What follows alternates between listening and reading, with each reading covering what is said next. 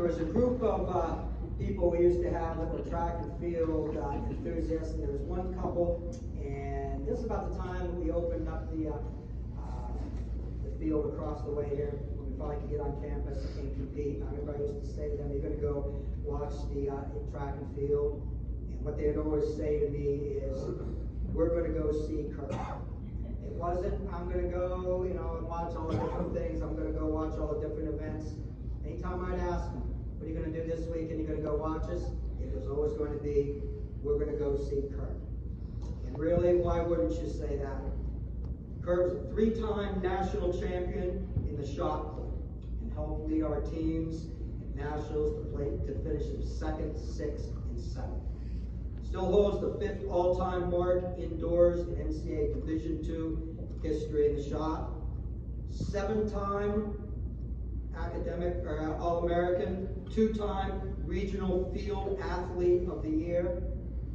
In 2000, that's regional field athlete of the year. In 2009, 2010, the men's national indoor field athlete of the year. It was in those years that John Logan had put together a stable of throwers, and people who lived through those times, a lot of you remember them, big guys, strong guys, gregarious guys, the face of the program, laugh and joke around except when it was time to compete. And they were really the face of this program. They could compete nationally, they could compete internationally. They set this program on the way to where it is today. You heard people say that Kurt was in FCA, was involved in campus. I had one coach say to me, when we coached during that time, listen, all my people love Kurt. All my people wanted to be around Kurt. But that's a credit to his personality, to the work ethic, to the character. It's the type of people that Judd in those years was bringing in building a program around. It's part of the reason why we were so successful year after year, because no matter what you do with the ups and downs of the actual performance, when you have that character, you have that work ethic, it's always going to stick with you. I keep going on with this part of it, but here's the greatest thing I guess I could say as far as to really affirm this is, we needed an assistant coach for this coming year, and we got Kurt, and it's part-time, but it's like I've said to people, a little bit of Kurt Roberts goes a long way, both in the circle and in life. Love to have him. From track and field, class of 2011, Kurt Roberts.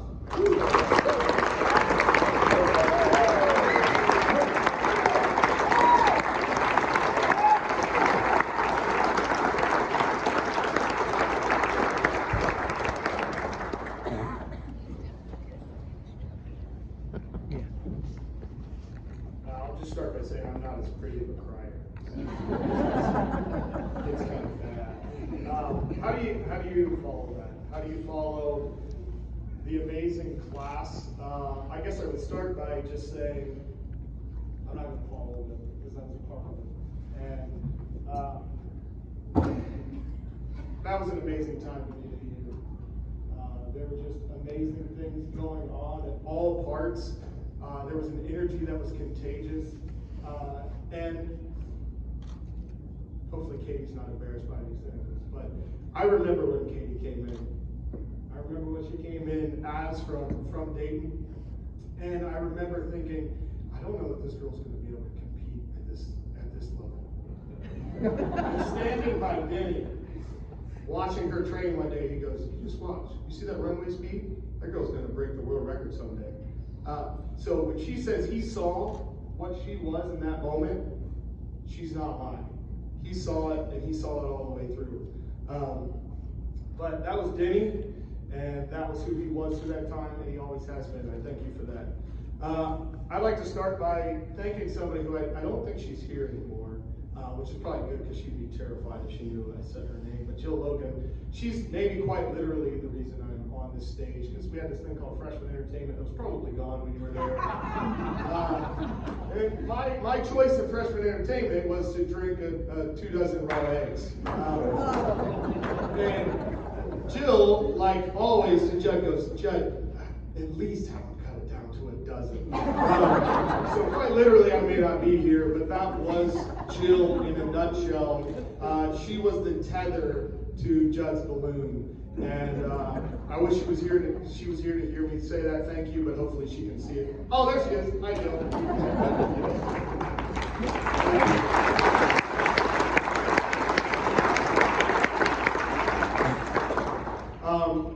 I know in some ways, especially young athletes, you think, man, I want to be up here one day and accepting this honor. But as I look around, what I see is a Hall of Fame support system. That is the only reason that I am here. People throughout the course of my life believing in me more than I believed in myself, even though I had an insane amount of passion. And like we used to like to say in our house, I was dumb enough to think I could do it. I guess the first people I'd like to thank are my parents. They were definitely Hall of Fame parents. My mom, my dad, Belinda, thank you for being there. Thank you for traveling all across the country, never missing a meet, supporting me. They're alums. I won't give the year, maybe they'll be mad at me for giving the year Dayton. But I just want to say thank you so much for all the love and support that you've given me through the years. My late brother Keith, for being my protector as a child. But no matter how many things he went through in his life, every time I called him, all he wanted to know was about my life and what was going on and how he could celebrate me and how he could encourage me. And I'll never forget that. The next person, a lot of people say, this person changed the course of my career, and it's hard to really quantify that. But as a junior in high school, I was introduced to a guy by the name of Coach Casapini. Now, if you've met him before, you may not recognize him because he's about 150 down, right? And that's pretty amazing in itself. But Coach Casapini, I was introduced to him. He has free Sunday sessions. What that means is you just show up on Sunday, and he's there, sitting on the tailgate of his truck, willing to coach whatever body walks into that ring that day. And so I go and meet with him. And I'm like, he's more comedian than he is coach. Because that's what he did. He brought humor and fun to everything. And then everything clicked with me because I'm laughing, I'm having a good time. And because I worked with him for one day, I gained 5 feet, made my first state championship meet, got dead last. But then the next year, was able to make a little bit of something happen. And out of his free Sunday group that he donates his time to every day, it's not like somebody says, hey, you should do this. He's had 12 state champions, and I would say numerous kids come, but the moment that sticks out to me the most is I'm being recruited. I'm not being recruited by any Division I schools, no big schools, but I come here to a recruiting trip in Ashland, and Judd calls Coach Casapini right when he's getting ready to make his decisions on, okay, who am I going to scholarship, who am I not going to scholarship? He goes, Coach, Cass, any kid in the state of Ohio, who are you giving a scholarship to? Coach Cass goes, Kurt Roberts. Judd, in true fashion, goes, yep, click.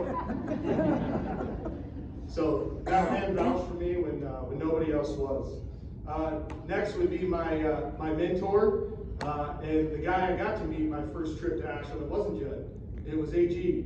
I remember sitting in the football office, which I was too small to play football, but AG walks in the office and he shakes my hand, and I remember in that moment, I don't know what that guy has, but I want it. I want to do whatever that guy's doing. And on campus, that didn't let me down. He mentored me all through college, and then as I started my professional career, and I can't say AG's name without Laura's name, because both of them took me under their wing, took me to church every Sunday. I go over and have breakfast with them. We would go to church, and then we would go up to North Canton to Judd's house. We'd do some throwing, and then we'd go back and watch the Browns lose. And Jill would always have something amazing prepared for us to eat. Only in this moment can I look back on that and say how awesome that was, that Laura accepted me into her home, and Jill accepted me into her home, and just the way they made us feel, it was way more than throwing in those moments, and I just cannot thank you enough. And Laura, I'm not done. All right, Laura, thank you for coaching my wife through what can be a really lonely life as a thrower's wife. We're built a little bit different. We're wired a little bit different. Compassion's not typically the first thing that comes out of us. And so I thank you for the mentor that you were to my wife. through my early professional career. Next, I want to talk about my teammates.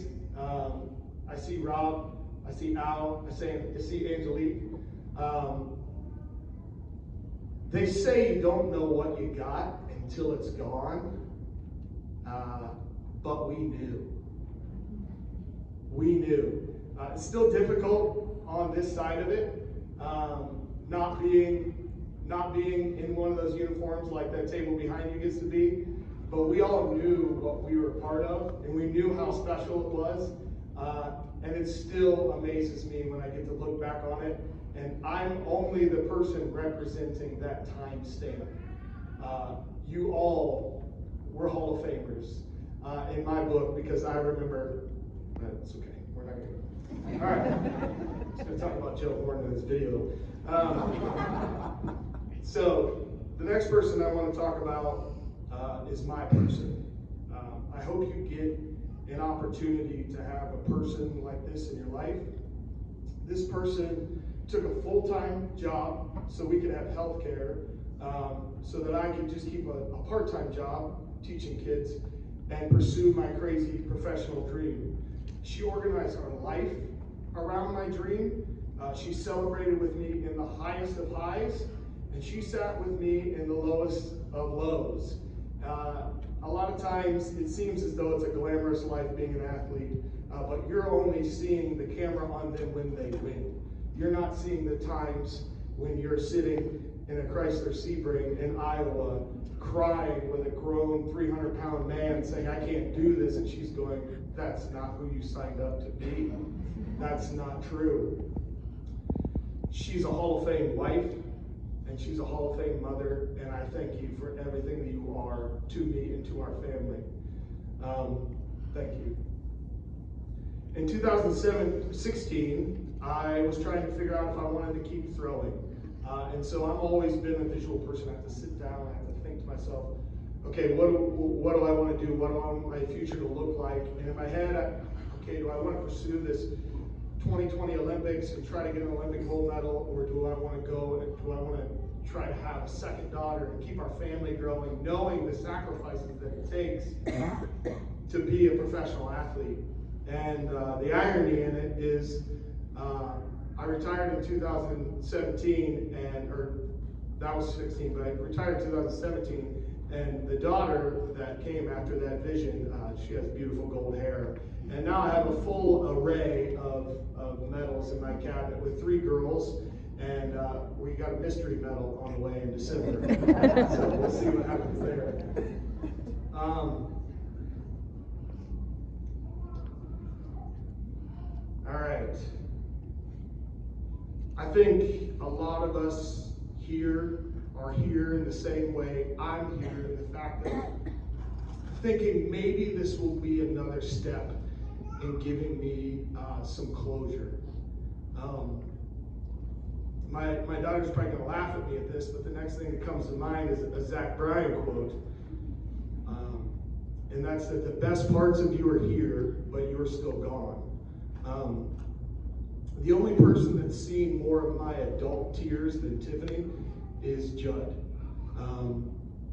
Judd was more than a mentor. He was a coach, and he was a friend. And I've spent my career post-throwing trying to chase the excellence that we were after, and understand the leadership and what he did, and unpack that, and how can I do that in my own teaching and coaching life. I even pursued a master's in leadership only to realize I had already received one by working underneath Judd. There's a scripture that comes to my mind when I think about Judd. Truly I tell you, unless you change and become like little children, you will never enter the kingdom of heaven. Therefore, whoever takes the lowly position of this child is the greatest in the kingdom of heaven. If anybody knew Judd, the first descriptor I think they would use is a child. He brought a sense of joy to every day he came into the field house that was unmatched, and it was not manufactured, it was simply from inside of him. In a time and in a sport in which we're told that you need fear and power to control and get your outcome that you want in leadership, Judd chose the opposite. Judd chose to lead with joy. And that joy gave us the freedom to be exactly who we were. It gave us the freedom to like the dorky things that we thought were dorky. He was the same guy that would turn a head at every head that when he walked in a room, but stayed committed to his high school sweetheart. He was the same guy that could kick a chair before he back squatted 600-700 pounds, but would also take my niece into his arms every single track meet she came to. Sometimes he threw her a little too high. That's okay. His living with joy gave us the freedom to be what I call a comprehensive man. He could be the same guy who is screaming at you with metal music on in the background, and then you come in to see one of his Sunday sessions alone, and he's listening to the soundtrack from Mamma Mia or Hamilton. He was, to me, what epitomized masculinity and what it meant to be a competitor, a father, and a committed husband. And I thank you for that. He gave me a freedom to be who I was. As I was talking with my daughter this morning, we were talking about just dealing with some of the cards that life hands you. And sometimes the world wants to tell you that those cards are not what they should be. And having Judd as a coach, who was maybe the most ADHD human I've ever met in my life, I then got to see that as a leader, you don't have to be a type A personality. You don't have to fit into this box that the world says you have to fit into. Now, it doesn't mean that I didn't need to be more organized, and I still don't need to be more organized, but he gave me that freedom. The second thing outside of joy that I got from Judd as a leader was unconditional love. The goals that we set together didn't determine our relationship. The goals that we set together just simply gave us something to pursue together. It didn't matter whether I won the national record or fouled out at nationals my senior year. He treated me no different. He always made me and everyone else on the team feel like we had a voice. And the only story that I'll tell is probably the reason why I'm wearing this beat up shirt. So every year we have a Christmas party, had one, and I'm sure we do still at AU, in which we would exchange gifts, and they were almost always satirical. But every once in a while you would get the nod, and Judd would be the person who gave you your gift. And he gave me a coffee mug, which I still have coffee with Coach every single morning. But he also gave me this shirt. But it was different at the time.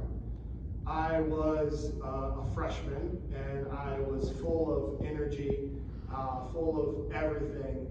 And I picked up the shirt, and I said, man, this is awesome. And I turned it around, and it didn't have an eagle on the back. And I said, Judd, this is awesome. This is awesome, man, but it doesn't have an eagle on the back. And he goes, oh, okay, well, maybe I could get you another one. And he goes, well, I tell you what, why don't you earn that eagle? I go, oh, okay. So then our saying that entire year, every time we broke out of a huddle in the weight room, every time was, earn your eagle. And so I get to Sacramento, California, and it's at Nationals, and it's pouring down rain, and there's an inch of water in the ring, and Judd looks at me and he goes, hey, a wet ring is a fast ring. And I'm dumb enough that I believe him. And so I go out my first throw, and I threw a 3 foot PR, and got my first All-American. And afterwards, drenched from rain, Judd comes up to my hotel room.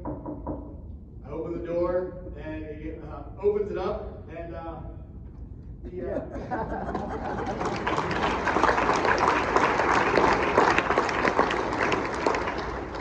he took the shirt off of his back and threw it at me and said, "You earned your eagle."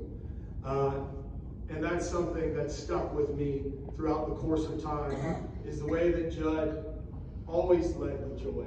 He was never afraid to be exactly who he was. But more importantly, he led with unconditional love. Our goals were just an outcome of what we were trying to achieve. They were not a determining factor within our relationship. Judd always liked to say tradition never graduates. Fortunately, I did graduate. Okay?